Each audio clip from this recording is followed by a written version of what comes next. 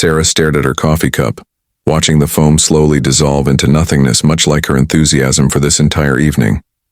She had agreed to this blind date only because her best friend Maya had practically begged her, insisting that Marcus was different, that he was kind, that he had a beautiful soul. But sitting across from him now in this dimly lit cafe, Sarah felt nothing but the familiar weight of disappointment settling over her shoulders like a heavy coat she couldn't shrug off. It wasn't that Marcus was unkind or unpleasant, quite the opposite actually. He was polite, well-spoken, and had kind eyes that crinkled at the corners when he smiled. But Sarah had built walls so high around her heart that even the gentlest soul couldn't scale them. If this story is touching your heart already, please hit that like button, drop a comment below sharing your thoughts, and subscribe to Kindness Pulse for more inspiring stories that remind us of the beauty in unexpected moments. 3 years had passed since her fiancé had walked away, leaving her standing alone in the apartment they were supposed to share forever. And she had promised herself she would never be that vulnerable again. Marcus was talking about his work. As an elementary school teacher, his voice warm and animated as he described his students' latest antics. Sarah nodded mechanically, offering appropriate smiles and responses, but her mind was already planning her exit strategy. She would finish her coffee, make a polite excuse about an early morning meeting, and then she would go home to her safe, predictable, solitary life. As Marcus paused to take a sip of his drink, Sarah noticed something shift in his expression, a flicker of nervousness, a slight trembling in his hand as he set down his cup. He cleared his throat softly and said something that caught her completely off guard. "I should probably mention," he began, his voice quieter now, almost hesitant. "I have a 7-year-old daughter. Her name is Lily. Her mother passed away 2 years ago from cancer, and it's just been the two of us ever since." The words hung in the air between them, and Sarah felt something crack in the fortress she had built around herself. She saw the vulnerability in his eyes, the fear of rejection that mirrored her own, and for the first time that evening, she really looked at him. This wasn't just some random man her friend had set her up with. This was a father trying to rebuild his life while honoring the memory of someone he had loved and lost. This was someone who understood grief, who knew what it meant to wake up every morning and choose to keep going despite the weight of absence. Sarah found herself leaning forward, genuinely interested now, asking questions about Lily, about how they were managing, about what it was like to be both mother and father to a young girl navigating the world without her mom. Marcus's entire demeanor transformed as he spoke about his daughter. His face lit up with a love so pure and profound that Sarah felt tears prickling at the corners of her eyes. He told her about Lily's obsession with dinosaurs, her habit of leaving notes around the house telling him he was the best daddy in the whole universe, and how she still slept with her mother's old sweater because it made her feel close to her. The more Marcus talked, the more Sarah felt the ice around her heart beginning to thaw, drip by painful drip.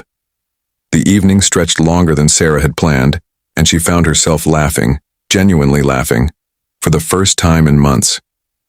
When Marcus suggested they continue their conversation over dinner at his place, mentioning that his sister was currently watching Lily and wouldn't mind staying a bit longer, Sarah surprised herself by agreeing.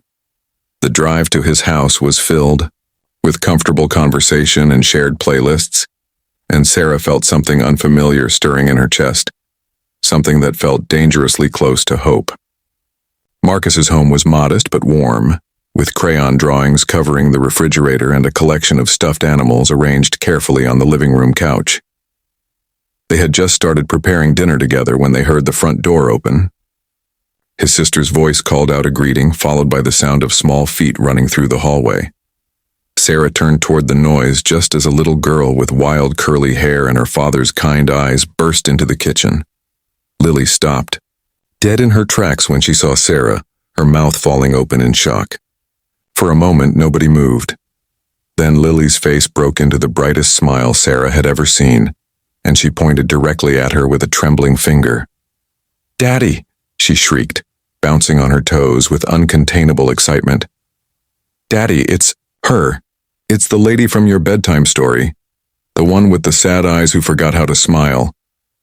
Sarah's breath caught in her throat as she looked at Marcus, whose face had turned bright red. He knelt down to his daughter's level, trying to gently shush her, but Lily was having none of it. "You told me every night that you were waiting for someone special," Lily continued, her voice filled with childlike wonder and absolute certainty. "Someone who understood being sad, someone who needed to remember that happy endings are real. You said she would have eyes like a rainy day but a heart ready for sunshine. Daddy, that's her." Tears were streaming down Sarah's face now, and she couldn't have stopped them if she tried. Marcus stood slowly, his own eyes glistening with emotion, and looked at Sarah with an expression of such tender hope that it shattered the last remaining wall around her heart. He had been telling his daughter stories about her, not her specifically perhaps, but about someone exactly like her. He had been teaching his daughter that broken hearts could heal, that people carrying grief could find joy again, that love was worth the risk even after devastating loss. Before we get to the beautiful ending, if you're feeling inspired by this story, don't forget to like this video and subscribe to Kindness Pulse. Share this story with someone who needs to hear it today. Lily ran to Sarah and grabbed her hand with the fierce confidence that only children possess. "Will you stay for dinner?" she asked, looking up at Sarah with such genuine hope that saying no was impossible.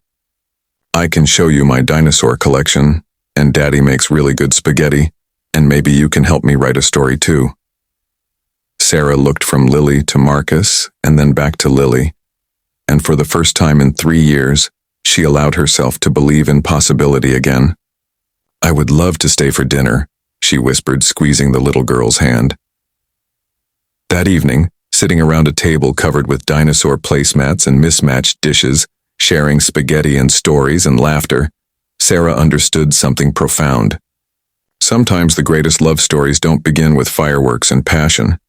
They begin with two broken people finding the courage to be vulnerable, with a little girl who believes in magic, and with the willingness to trust that maybe, just maybe, happy endings are real after all. Remember, healing doesn't happen on our timeline, and love often arrives in the most unexpected moments. Stay open to the possibilities, even when your heart feels heavy. You never know when your story might take a beautiful turn.